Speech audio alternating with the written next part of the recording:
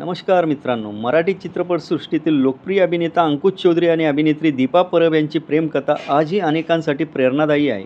दोघांची ओळख मुंबईतील महाविद्यालयात झाली. अभिनय, नाटक आणि रंगभूमीची आवड असल्यामुळे त्यांची मैत्री झाली. ही मैत्री पुढे प्रेमात बदलली, पण त्यांनी एक महत्त्वाचा निर्णय घेतला.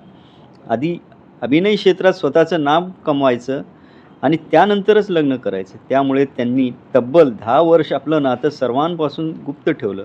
ना माध्यमांना याची माहिती होती ना चाहत्यांना. या प्रेमकथेतील सर्वात खास क्षण म्हणजे अंकुशने दीपाला केलेला प्रपोज. कॉलेज संपल्यानंतर दीपा परळच्या पुलावरून जात होती. अंकुश तिच्या मागे धावत पोहोचला.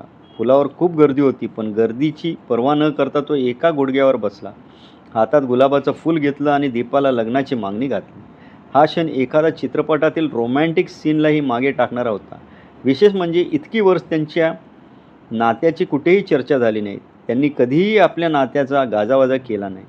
त्यामुळे 2007मध्ये दोघांनी लग्न केलं. तेव्हा चाहते आणि माध्यमांनाही मोठा धक्का बसला. लग्नानंतर दीपा परब यांनी काही काळ अभिनयातून ब्रेक घेतला आणि मुलगा प्रिन्सच्या संगोपनावर लक्ष दिलं. तर अंकुश चौधरी यांनी चित्रपटसृष्टीत यशाची वाटचाल कायम ठेवली. काही वर्षानंतर दीपा पुन्हा छोट्या पडद्यावर परतल्या.